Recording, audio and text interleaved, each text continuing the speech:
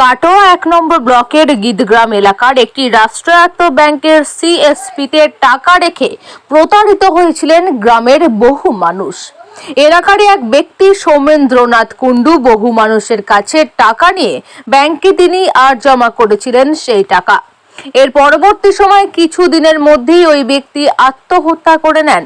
বুধবার গীতগ্রাম, কলসা, কাটারিয়া গ্রামের মানুষেরা মেঝিহারি স্টেট ব্যাংকে এসে বিক্ষোভ দেখাতে থাকেন। ঘটনাস্থলে উপস্থিত হয় এলাকার উপপ্রধান পুলক চন্দ্র কোয়ার। স্থানীয় গ্রামবাসীরা জানান, হাজার হাজার টাকা রেখেছিলেন তারা, কিন্তু সেই টাকা ব্যাংকে জমা পড়েনি।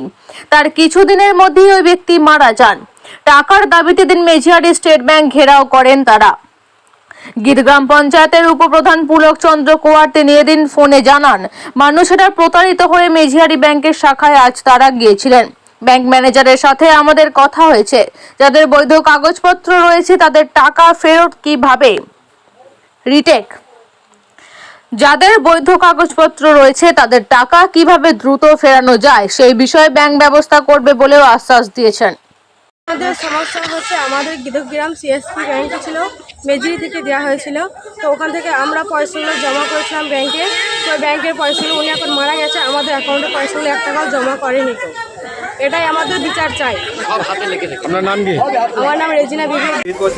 আমরা গিয়েছিলাম, বাড়ি কিছু অ্যাকাউন্টে টাকা দিয়েছিলাম, টাকা পয়সা সব নিয়ে নিয়েছে। 1 টাকাও নাই। আপনার কত টাকা জমা করেছিলেন বা রেখেছিলেন? 50,000 টাকা জমা করেছি। তা ওটা পেয়েছেন টাকাটা?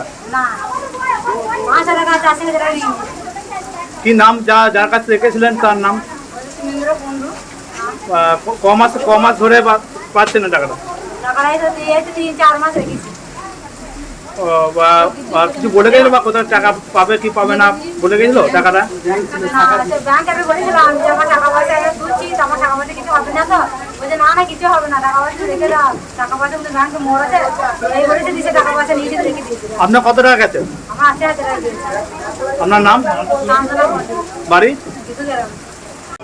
গীতগ্রামে কি হয়েছে? কিন্তু আপনার কি হয়েছে?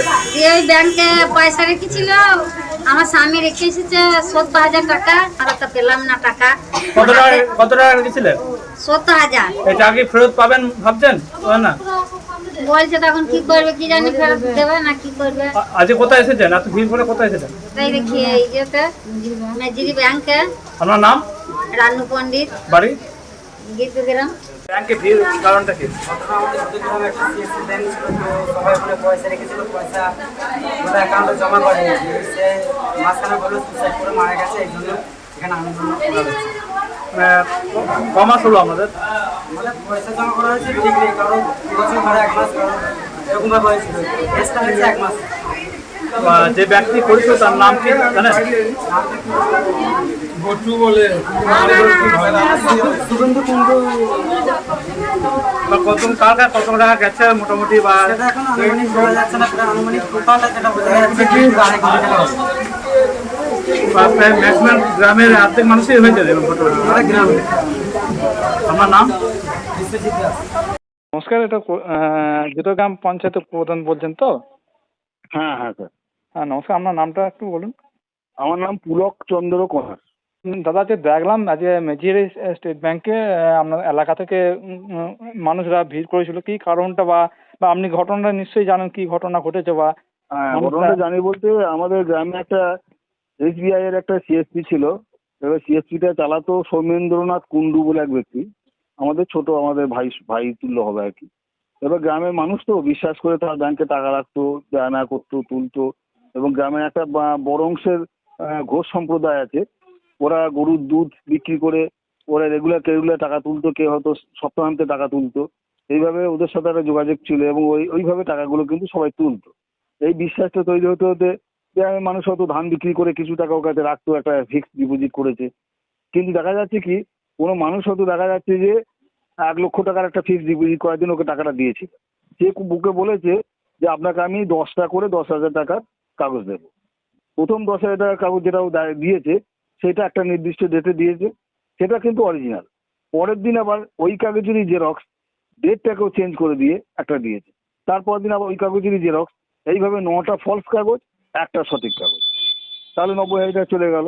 এরা কিন্তু 10টা কাগজই কাছে রেখেছে, এরা বুঝতে পারেননি। যখন দেখা গেল যে আমাদের গ্রামের একজন ব্যক্তি প্রণব মণ্ডল, ওর অ্যাকাউন্টে একটা টাকা রেখেছিল। তারপরে সেই টাকাটা যখন ও বই আপডেট করতে যায় তখন দেখে সে অ্যাকাউন্ট থেকে টাকাটা চলে গেছে। তখন ও প্রতিবাদ করে যে আমি তো টাকাটা তুলিনি, তাহলে আমার অ্যাকাউন্ট থেকে টাকাটা গেল কীভাবে। ও তখন ওর সঙ্গে একটা বোঝাপড়া করে নেয় এবং ওকে বলে যে ঠিক আছে তোমার টাকা আমি তোমাকে দিয়ে দেবো, তুমি ভাই বেশি চেঁচামেচি করো না, আমার একটা ভুল হয়েছে। প্রথম দিকটা আমাদের কিন্তু সেইটাই মনে হয়েছিল, কিন্তু এই ঘটনাটা ঘটার পরে গ্রামের বাকি লোকের টনক হয়ে গেল।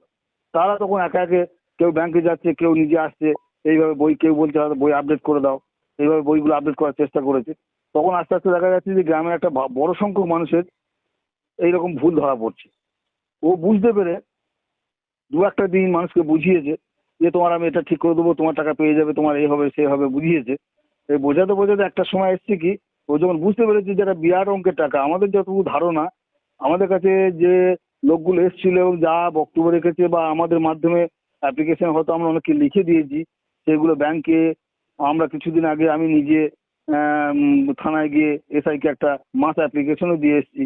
আমি আমার লোকাল এমএলএ অপূর্ব চৌধুরীকেও একটা অ্যাপ্লিকেশন দিয়েছি যে এইভাবে কপি টু করে দেওয়া আছে যে গ্রামের এতগুলো মানুষের টাকা চলে গেল। এবং সেক্ষেত্রে আমরা দেখছি কি গীতগ্রাম, কলসা এবং কাঁটারিয়া এই তিনটে গ্রামের মানুষ কিন্তু এর উপর নির্ভরশীল ছিল এবং সেই সুযোগটা নিয়ে আমাদের এখনো পর্যন্ত যা ধারণা প্রায় কাছাকাছি 2 কোটি টাকার উপর হবে মানে গায়েব হয়ে গেছে। এই অবস্থায় ও যখন বুঝতে পেরেছে যে আমি ধরা পড়ে যাব, যেদিন ও মারা যায় সেদিন রাত্রি 10টার সময় সিএসপিটা যে কোনো কারণে হোক বন্ধ হয়ে যায়। ও সকালবেলা গিয়ে সিএসপি খোলার চেষ্টা করেছে, দেখেছে সিএসপি বন্ধ হয়ে গেছে। অতএব আমাকে এবার আর কিছু করার নেই, তখন ওর আমি সকাল 9টা কি 9:30 নাগাদ নিজের ওই সিএসপি ঘরেতেই গলায় দড়ি দেয়। এই হচ্ছে ঘটনাটা। তারপর এখন তো মানুষ টাকা পাওয়া নেই, টাকার জন্য দৌড়দৌড়ি করছে, ব্যাংকে দরবার করছে। আজকে আমরা মানুষকে নিয়ে ব্যাংকে গিয়েছিলাম, গ্রামে প্রায় 1-150 মানুষ ব্যাংকে গিয়েছিল। ম্যানেজারের সাথে আমি নিজে সেটিং করলাম এবং প্রায় 20 মিনিট কথা বললাম। ম্যানেজারবাবু খুবই ভদ্রলোক এবং উনি বললেন যে দেখুন এই ব্যাপারে বৈধ কাগজপত্র যাদের আছে আমরা আমাদের দিক থেকে যতটা করার চেষ্টা করছি তাদের টাকা যাতে পায়। এবং আমি ম্যানেজারবাবুকে রিকোয়েস্ট করলাম যে আপনি যত তাড়াতাড়ি পায় একটু ব্যবস্থা করুন, দরকার হলে আপনি প্রেসার এনকোয়ারি করান, আপনি থানার সাথে একটু যোগাযোগ করে বা কোনো সাংবাদিকের মাধ্যমে খবরগুলোকে একটু রাষ্ট্র করুন, যাতে করে ও যদি কোথাও সম্পত্তি কিনে থাকে, এই টাকা তো নষ্ট করেছে বলে আমাদের মনে হয় না, যদি ভারতবর্ষে কোথাও ওর সম্পত্তি কেনা থাকে বা ওর আত্মীয় স্বজনের নামে সেগুলো যাতে করে বন্ধ করা যায় বিক্রির ব্যাপারে, সেগুলো একটু লক্ষ্য করে আগামী দিনে হয়তো সে সম্পত্তি গভর্নমেন্ট কোর্ট করেও এই গরিব মানুষগুলো টাকাগুলো ফেরত দিতে পারবে। এইটুকু আমরা অনুরোধ করার জন্য গেছিলাম আর কি। তবে ম্যানেজারবাবুর বক্তব্য আমরা খুবই সন্তুষ্ট, উনি মানবিকভাবে আমাদের সঙ্গে আছেন, এটুকু উনি বলেছেন।